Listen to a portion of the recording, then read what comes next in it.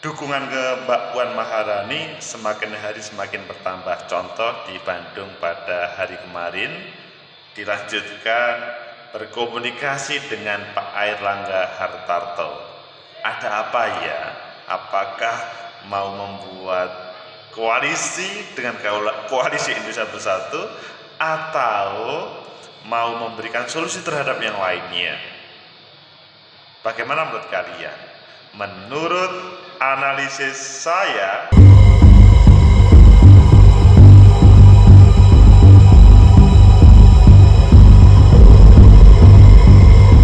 Assalamualaikum warahmatullahi wabarakatuh. Salam sejahtera untuk kita semua, pecinta masa depan negeri. Mbak Puan Maharani, ya ada yang positif, ada yang kontra terhadap keberadaannya. Kemarin membuat komunikasi yang mendalam dengan Pak Airlangga Hartarto. Kalian tahu hal ini terjadi pasca dideklarasikan Mas Anies Baswedan sebagai capresnya Nasdem. Gimana Mas Ganjar Pranowo? Apakah tidak pernah disinggung oleh Mbak Puan?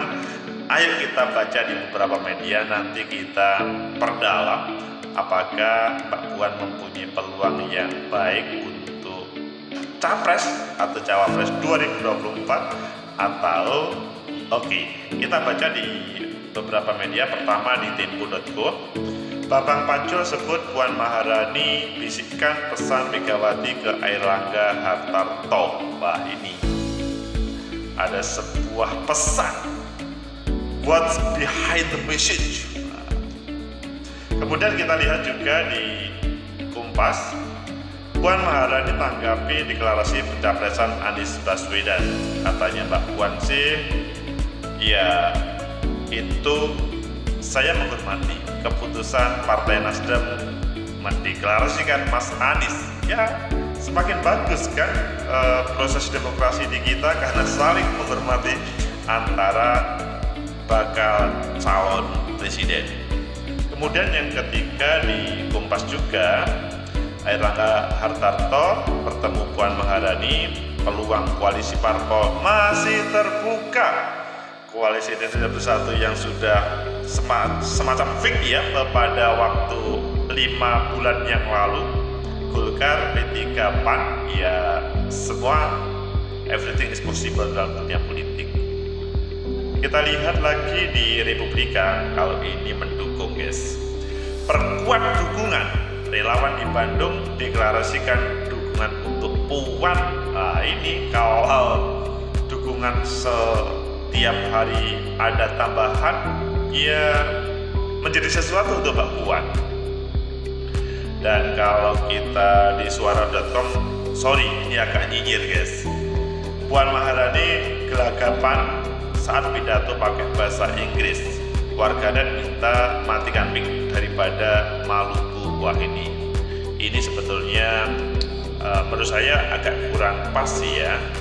Meskipun nanti kalian juga boleh berkomentar, karena ini pemberitaannya itu sebetulnya sudah pada 27 September 2021. Jadi kan sudah sekian, tapi mengapa hari ini ya warganet, netizen berkomentar negatif tentang Mbak Puan, padahal ya siapapun pasti ada plus minusnya ya.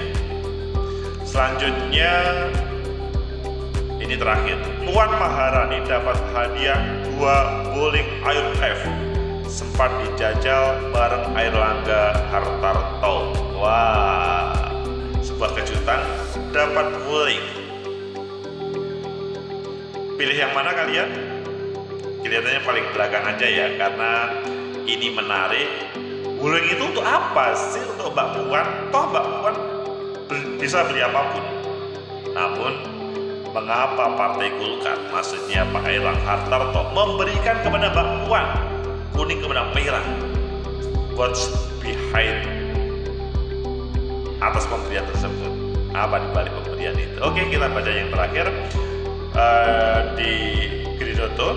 Puan Maharani dapat hadiah 2 bowling IMF if sempat dijajal bareng Airlangga Hartarto. Judulnya cukup kebersamaan antara pimpinan partai politik, pimpinan Golkar Golkar sama PDI Perjuangan. Ketua Umum DPP PDI Perjuangan Puan Maharani mendapatkan hadiah berupa 2 unit wuling AIRF pada Sabtu atau kemarin. Adapun 2 unit wuling AIRF ini merupakan pemberian dari Ketua Umum Partai Golkar Pak Airlangga Hartarto saat bertemu Puan Maharani di kawasan Monas, Jakarta Pusat. Mungkin kalau kalian ke Monas biasanya jalan-jalan ya. Ini Mbak Puan mendapatkan pemberian sesuatu. Kok diberian? Mengapa kok pemberian itu? Ada apa pemberian itu? Ayo kita baca selanjutnya. 2 unit menariknya wuling air memiliki clear berwarna kuning dan merah yang berwarna dari masing-masing partai. Oh, ini secara simbolik ada sebuah komunikasi yang mendalam. Satunya kuning, satunya merah. Ada sesuatu. Maksudnya kelihatannya secara tidak langsung pesannya air dijadikan satu. Tetapi lalu di bodi sebelah kanan, kiri dan belakang AIRF itu juga terdapat tulisan G24. Oh, kalau G24 ini sebuah program pemerintah. Kalau begitu kok dihubungkan dengan partai? Pasti ada yang kritik kalau begitu. Nonton Blackpink di Tasik, pulangnya jangan lupa beli batik. Ini pantun guys. Nonton Blackpink di Tasik, pulangnya jangan lupa beli batik. Golkar datang bawa mobil listrik khusus untuk Ibu Puan yang baik. Bisa saja ini Pak Airlangga Hartarto ketika menyampaikan kutipannya. Kemudian Airlangga pun mengajak Puan untuk menjajal AIRF bernomor B1044 SSK. Jadi sudah ada nomor polisinya. Selama menjadi mobil listrik bikinan wuling itu, mereka diketahui sempat membicarakan hal dan menyapa warga sekitar. Ya memang trennya sekarang ke mobil listrik ya. Setelah selesai mengelilingi Monas, Airlangga Hartarto lantas memberikan kunci wuling AIRF tadi. Saya serahkan kunci mobilnya kepada Bu Puan, katanya. Kalau kalian diberikan bagaimana? Pasti maulah. Pasti mendapat 2 unit AIRF itu membuat Puan Maharani terlihat gembira. Ia kemudian menuturkan mereka akan terus membangun komunikasi yang baik. Insya Allah kami akan terus menyamakan pemikiran persepsi dan membangun komunikasi mengingat waktunya menuju 2024 bekasnya. Pecinta masa depan negeri, kalau kalian diberi wuling, siapapun yang memberi pasti mau kan? Juga saya pasti diberi wuling itu sesuatu, apalagi wuling listrik. Namun kalian pasti berpikir, kok ada warna merah, ada warna kuning? Apakah memang yang saya sampaikan tadi ada keinginan komunikasi lebih mendalam? Pecinta masa depan negeri, pertama, kita melihat Koalisi Indonesia Bersatu itu sudah fix Golkar, P3, PAN. Meskipun sampai hari ini belum menampilkan siapa capres-cawapresnya, namun sudah fix. Kalau ada partai-partai politik lain, apakah diperbolehkan untuk berkomunikasi, berkoalisi?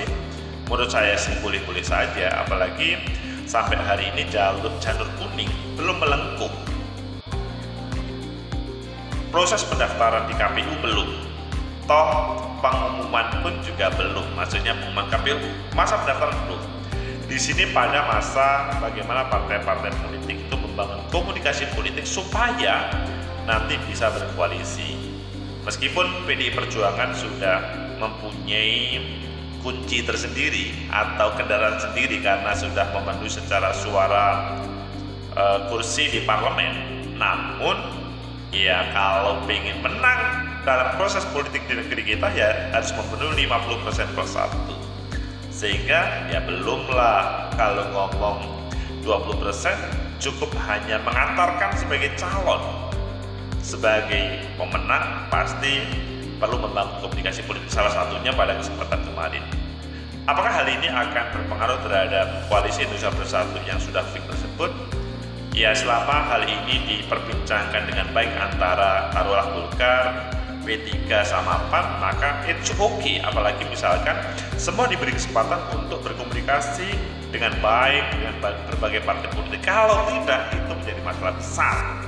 Ini pasti akan mendapatkan hujatan dari P3 ataupun PAN. Semoga saja ini sudah dikomunikasikan sehingga tidak menjadikan masalah di antara koalisi Indonesia Bersatu yang ada di dalamnya, begitu juga dengan PDI Perjuangan.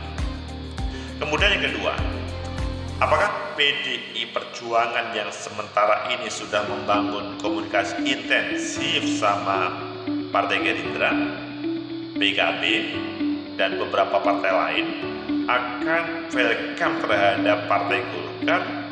Ya, di dalam rumus politik itu bisa terjadi. Kita masih teringat pada waktu 2019 ataupun 2014, Partai Golkar adalah menjadi bagian dari pendukung koalisi yang dipelopori oleh PDI Perjuangan tersebut. Jadi, ya sangat mungkin terjadi. Ketiga, apakah hal ini akan didukung oleh Pak Jokowi sebagai orang yang berpengaruh? Ya, sangat mungkin saja, karena Pak Jokowi pada kesempatan ini, menurut saya sih, boleh kalian berpendapat lain, menurut saya sih menginginkan beliau yang melanjutkan, yang terpilih nanti adalah orang yang menjadi bagiannya. Tidak ada lain kecuali bisa berkomunikasi fluently pada proses pemerintahan selanjutnya. Jadi, taruhlah berbagai program-program yang ada saat ini bisa nyambung dengan pemerintahan selanjutnya. Keempat, apakah hal ini juga akan didukung oleh Bu Megawati? Kalau menurut saya, selama itu menguntungkan partai politik dan tidak merugikannya, karena ngomong partai politik itu kan yang terdepan itu adalah apa? Saya keuntungan. Keuntungan saya apa sih? Sangat kalkulatif, praktis. Kalau misalkan tidak atau menguntungkan bagi PDI Perjuangan, it's okay. Pecinta masa depan negeri. Sehingga dari itu semuanya, ketika pemberian mobil dan di situ pada prosesnya satunya warna kuning, satunya warna merah, ada sebuah pesan yang besar. Meskipun sekali lagi dalam koridor G24, mungkin kalian bisa mengklarifikasi apakah ini adalah Pak Airlangga Hartarto sebagai Menko atau Pak Airlangga Hartarto sebagai Menteri, maksudnya sebagai Ketua Partai. Ini agak sulit dibedakan. Ya, semoga saja yang diberikan itu adalah pemberian personal, bukan pemberian negara melalui Pak Menko. Ini yang membahayakan kalau Pak Menko itu memberikan terhadap satu partai. Kalau semua partai diberikan, ya ini menyenangkan. Tetapi kalau satu partai, ini pasti akan menjadi problem besar. Sehingga ya teman-teman yang lain tidak harus iri ya. Coba diklarifikasi saja. Semoga saja ini tidak salah, apalagi ada tulisannya G24. Semoga saja ini tidak salah. Pecinta masa depan negeri, menarik kalau melihat suasana seperti itu. Menuju dari 2024, meskipun di sana sudah lebih sinergis di koalisi Indonesia Bersatu dan Mbak Puan juga lebih sinergis, tapi bisa membangun komunikasi. Ada sebuah harapan bagaimana semuanya berkomunikasi yang baik karena kita mencari pemimpin terbaik. Kemarin Mas Anies Baswedan ditampilkan oleh atau diputuskan oleh Partai Nasdem, Pak Surya Paloh sebagai partai, maksudnya sebagai calon presiden, itu adalah hal yang menarik, apalagi direspon positif oleh Mbak Puan. Ya kalau itu merupakan keputusan Partai Nasdem, kami menghormati. Itu kan sebuah proses kedewasaan dalam politik ya. Itu kalau dengan politisi lain, dalam artian yang tidak segaris. Bagaimana dengan Mas Ganjar? Mas Ganjar sampai hari ini juga dielukan oleh banyak masyarakat. Kalian kemarin tahu juga kan bagaimana Mas Ganjar ada dukungan dari P3 Jawa Tengah, kemudian langsung direspon oleh Bang Asrul Sani. Ya memang kan kita ada hubungannya dengan Mas Ganjar dan bahkan kekeluargaan. Itu menunjukkan bahwa politisi kita mengedepankan kebersamaan, saling menghormati di antara mereka. Adapun di sini ada Mas Ganjar, ada Mbak Puan dalam proses politik yang siapa mau ditampilkan oleh PD Perjuangan itu hal yang berbeda. Karena ya sangat mungkin Mas Ganjar sama Mbak Puan jadi satu, sangat mungkin hanya Mas Ganjar saja atau Mbak Puan saja, yang satunya kemudian dengan yang lain, atau ya kemungkinan itu bisa terjadi semuanya. Endingnya pada kesempatan ini Mbak Puan merupakan salah satu magnet dalam proses dinamika perpolitikan menuju 2024, tidak bisa diremehkan.